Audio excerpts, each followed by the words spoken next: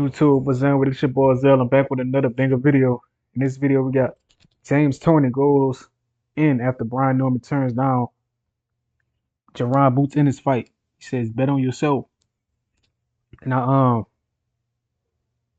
think that is a good idea to bet on yourself.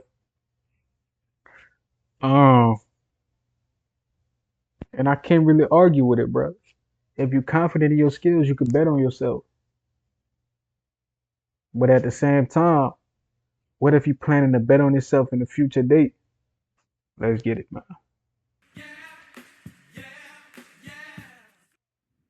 Dante's Boxing Nation, what's going on, guys?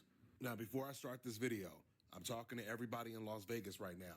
If you want to cover fights live and you want to work with new media, contact me at dantesboxingnation@gmail.com. With that being said, let's get into this video. So one of the greatest fighters of all time, lights out James Toney, he just recently put out a post. And obviously, from the timing of the post and what he said, he was responding to Brian Norman's situation. So James, he puts up this post of him knocking out Michael Nunn. At the time, it was one of the biggest upsets in the sport. Michael Nunn was pound for pound top 3, one of the best fighters in the world, and everyone was calling him the next Sugar Ray Leonard. Well, in James Toney's recent post, he revealed that he made $65,000 in that fight, while Michael Nunn, he made $500,000. Now, this is what James Toney said in the caption. He said, "I knew I would win. That's why I bet on myself and took the fight in his hometown. You know what happened. Nah, that shit curl. I'm gonna let the flicker. Lights out, baby." Oh, James Toney, he left would hook. go on to eventually become pound for pound the best fighter in the world. He bet on himself and it paid off.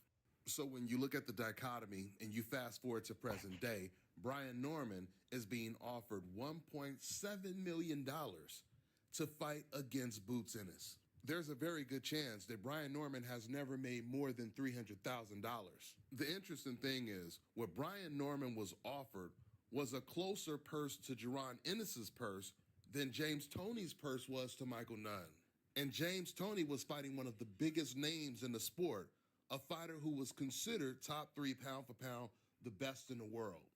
Let's look at Devin Haney versus George Kambosos. The deal that Devin Haney took was way worse than the deal that Brian Norman is being offered to fight Boots.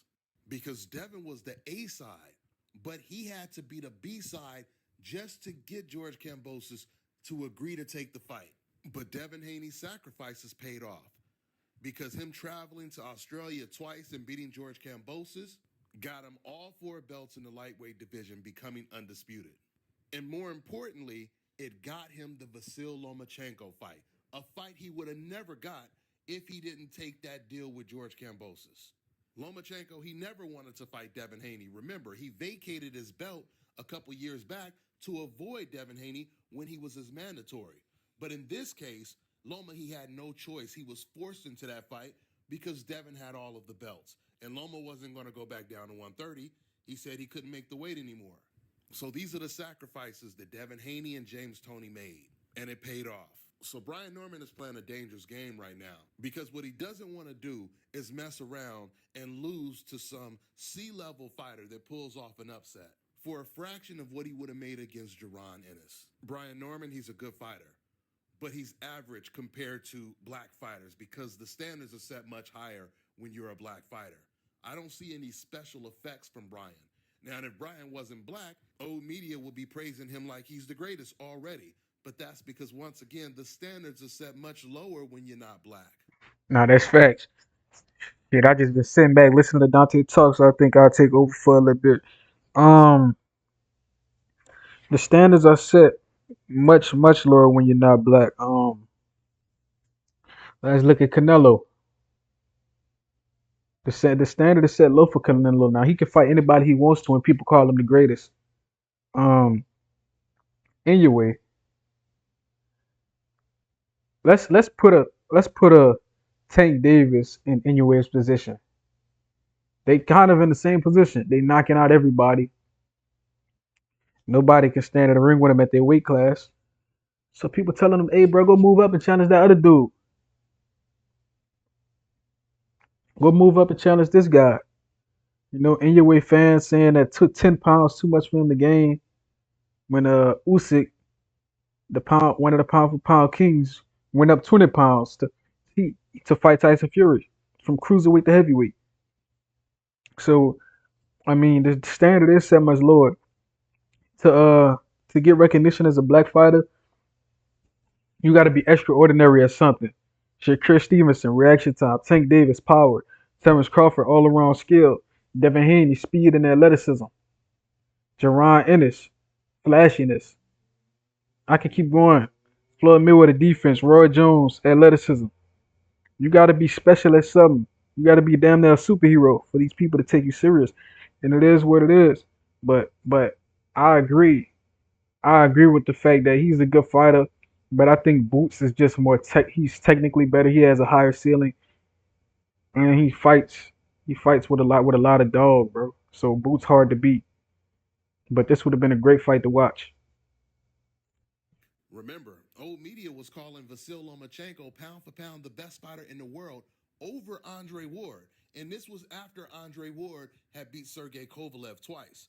And Sergey Kovalev, they had him pound for pound number one on the pound for pound list when Andre Ward had beat him. So they had Lomachenko over Andre Ward, and this was before Lomachenko had even beat a much smaller, older Guillermo Rigondeaux. So my point with Brian Norman is because he doesn't look like an Abdullah Mason, he doesn't look like a Carmel Moulton, he doesn't look like a Shakur Stevenson, a Javante Tank Davis, that makes him far more vulnerable to lose to a nobody for a very small paycheck.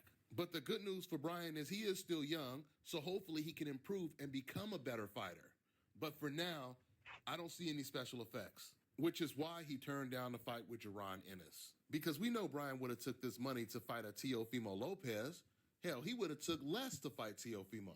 So now Brian Norman, he's going to fight on Keyshawn Davis's undercard and defend his title. And once again, for his sake, he better hope that he can hold on to that belt for a very, very long time, or at least until he gets another big opportunity. That's all I got for now, guys. I'm on to the next. Yeah, I mean, I get what Dante's saying. He's holding his belt to get the next opportunity. But Brian Norman could be taking a Bud route. Bud Crawford left in negotiations with Errol Spence because he wasn't pleased with what was being offered. He bet on himself. In fact, this can be a form of Brian Norman betting on himself right here. James Toney said, bet on yourself. What if he's betting on himself, get an explosive, crazy victory? Now he got more leverage. So we got to look at things from more than one perspective. But with that being said, man, like, comment, subscribe, and share this man. We on the road to 2K subs. I love y'all. Till next time, man.